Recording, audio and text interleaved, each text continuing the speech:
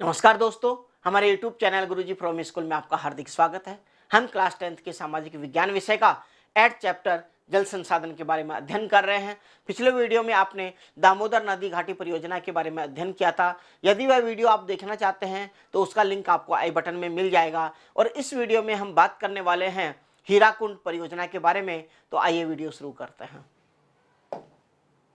हीराकुंड परियोजना ये प्रायद्वीपीय भारत की एक महत्वाकांक्षी परियोजना है।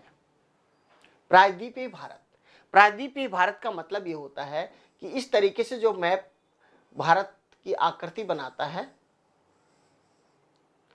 ये जो पार्ट है जिसके 3 ओर जल है, ये कहलाता है प्रायद्वीपीय भारत। प्रायद्वीपीय भारत यहां वाला जो पार्ट है, तो ये जो प्रायद्वीपीय जो भारत है, यहाँ की एक महत्वाकांक्षा परियोजना है। ये जो जिस नदी पे बनी हुई है उस नदी का नाम है महानदी।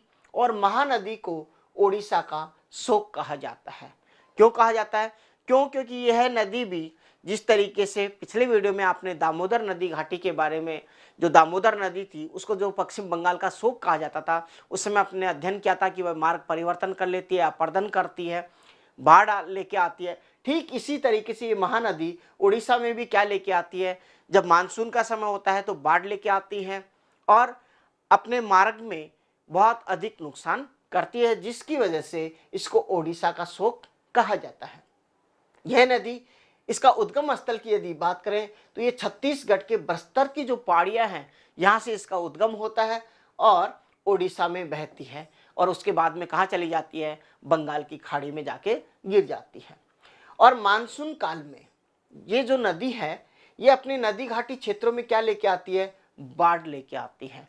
और शेष समय में जब मानसून का समय नहीं होता तो उस समय इसके रास्ते में या नदी घाटी क्षेत्रों में क्या पड़ता है? सूखा और अकाल की स्थिति उत्पन्न हो जाती है। इन्हीं समस्याओं के निराकरण करने के लिए ये हीराकुंड परियोजना का निर्माण किया गया।